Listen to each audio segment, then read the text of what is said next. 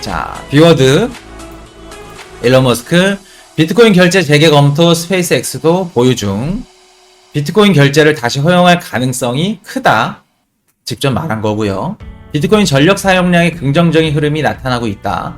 비트코인 채굴 방식이 재생에너지 쪽으로 많이 전환됐고 중국에서 석탄을 사용하는 비트코인 채굴장들이 대거 폐쇄됐다 라고 얘기를 하는 겁니다. 하고 자,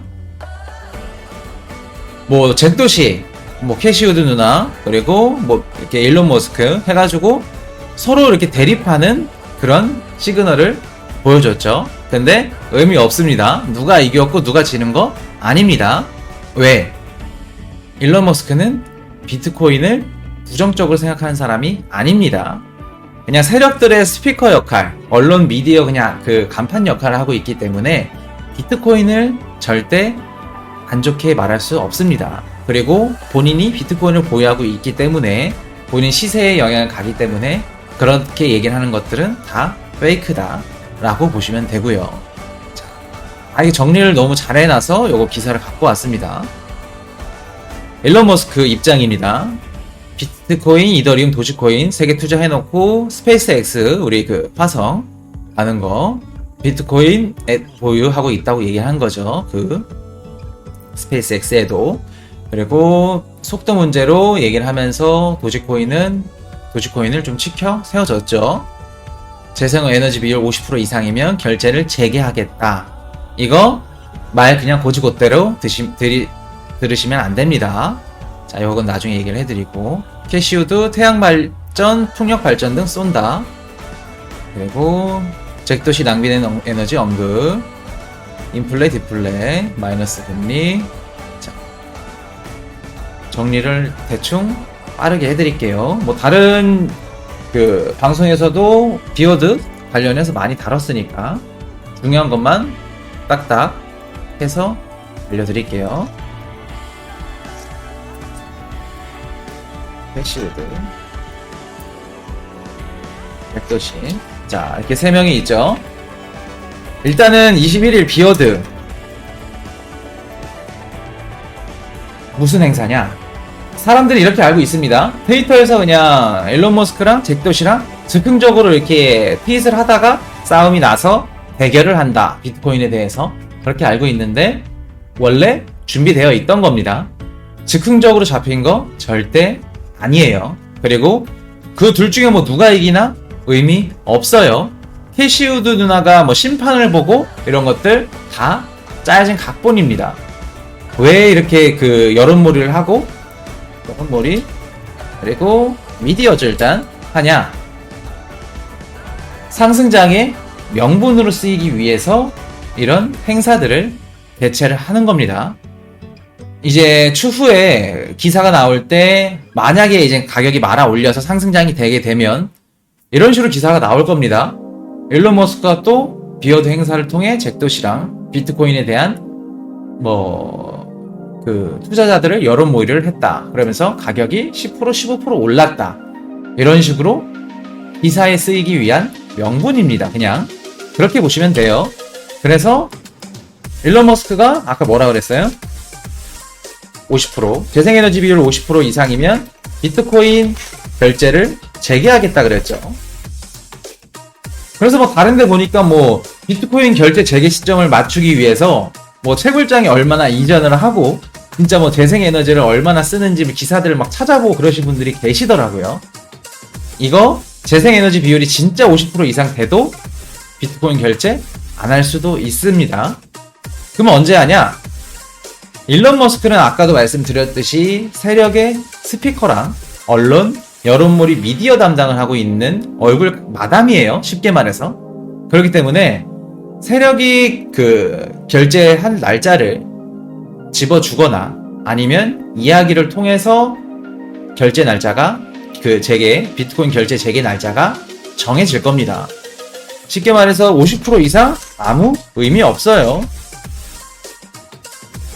지금 뭐 중국이나 이런 데도 다 그 철수를 하고 친환경 대체 에너지로 하는 것들이 거의 뭐 이렇게 정확한 수치로 나온 기사는 없지만 40% 50% 이상 충분히 될 수 있습니다. 지금도 할 수 있어요. 비트코인 결제. 근데 왜 안 하느냐? 아직 세력에서 출발할 그게 준비가 안 됐다고 보는 겁니다. 그렇기 때문에 결제 시기는 결제는 무조건 될 겁니다. 근데 그 결제 재개 날짜는 상승장 직전 차트를 이쁘게 그려줄 때 쓰이거나 한창 불장일 때 펌핑 할 수 있게 쓰이는 호재 기사로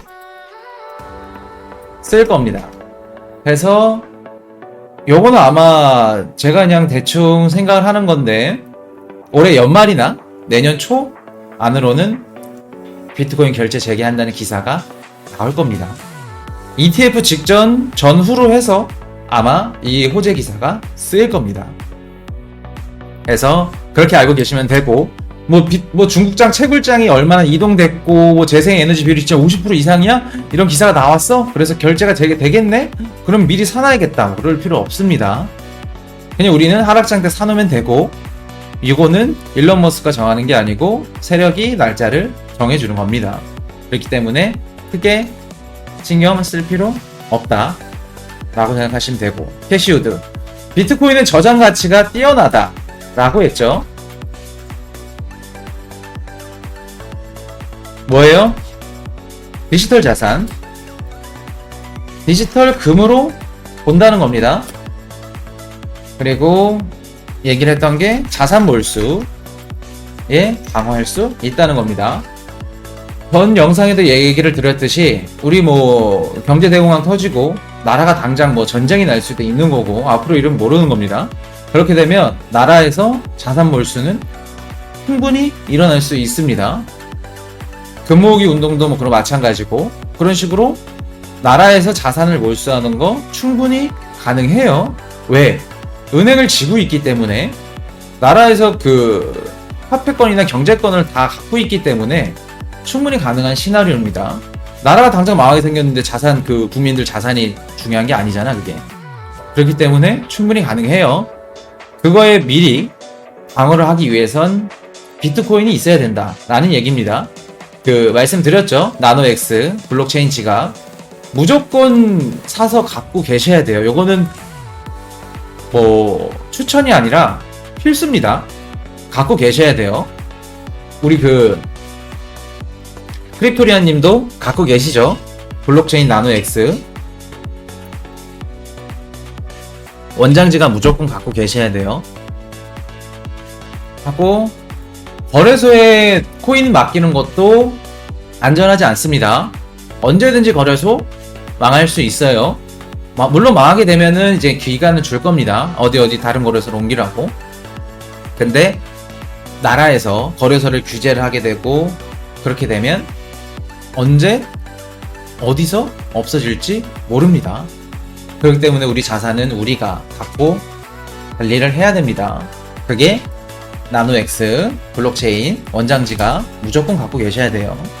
그리고 세 번째 인플레이션 혹은 디플레이션 방어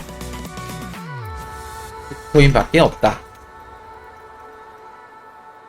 우리가 비트코인 사는 제일 중요한 첫 번째 이유죠. 인플레이션, 디플레이션의 해지 차원으로 살 수밖에 없는 거. 개인지갑 안 갖고 있어요. 개인지갑 구매하셔야 됩니다. 이게 제가 구매를 하라고 얘기를 하는 게 뭐냐면 앞으로 어떻게 될지 몰라요. 제 거 그 정보 하단에 보면은 프랑스의 그 홈페이지 그 직구로 구매할 수 있는 링크가 있습니다. 무조건 거기서 구매를 하셔야 되고 그래야 안전합니다. 중고나라에서 많이 샀다가 해킹 당하신 분들이 엄청 많아요. 그렇기 때문에 무조건 프랑스에서 직구로 사셔야 되고 지금 결제를 하면은 배송이 한 달에서 한 달 반 이상 넘게 걸립니다.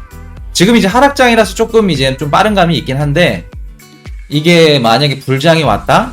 그렇게 되면 2달, 3달 돼도 못 받을 수도 있어요. 그만큼 지금 수요는 많은데 물량은 딸립니다. 비트코인 지갑이. 그리고 왜 미리 사놓으라고 하냐면은 나중에 이거는 뭐 이제 그때 가서는 제가 말씀을 드리겠지만 뭐 1인당 1개든 뭐 1인당 2개든 구매 횟수 제한이 들어올 겁니다. 정부에서 구매 횟수 제한도 들어올 거고 추후에는 만약에 이게 통제가 안 되기 때문에 구매를 하게 되면은 구매를 할 때 나라에 기록이 되거나 아니면 구매를 아예 못하게 되는 상황이 올 수도 있습니다. 그만큼 블록체인의 힘이 위대하고 엄청나기 때문에 한 나라를 망하게 할 수 있어요. 그렇기 때문에 원장 지갑이나 이런 것들은 지금 자유롭게 구매할 수 있을 때 무조건 구매해 놓는 게 좋다라고 말씀을 드리겠습니다. 그리고 사용법은 제가 조만간 그 영상을 정리해서 그 전송하는 거랑 갖고 있는 거랑 충전하는 거랑 해서 정리를 해서 영상을 따로 한번 올려 드릴게요. 그거를 보시고 만약에 따라 하셔서 안 되는 게 있으면 그 댓글이나 이렇게 말씀해 주시면 제가 알려 드릴게요. 이렇게 하고 USB도 고장나는데 개인 지갑은 고장나면 어떻게 되는 건가요? 고장이라는 게 일단은 고장이 나도 이제 그 실물로 잊어버려도 우리가 접속을 할 수가 있습니다. 프라이빗 키만 갖고 있으면 고장이 나거나 그 USB를 실물로 잊어버려도 우리가 접속을 할 수 있어요. 폴드 월렛이기 때문에 원장 지갑이기 때문에 단 제일 위험한 게 뭐냐면 암호를 잊어버리는 겁니다. 암호를 잊어버리게 되면 그때는 실물이 갖고 있어도 찾기가 힘들어요. 그래서 암호만 알고 있으면 고장이 나든 잊어버리든 찾을 수 있습니다. 지갑이 있는 거기 때문에 주소가 트랜잭션이 딱 그게 저장할 수 있는 그 폴드 월렛이는 그게 딱 있기 때문에 상관없습니다. 고장나고 잊어버려도 걱정 없다. 대신 암호는 알고 있어야 된다. 그렇게 알고 계시면 됩니다.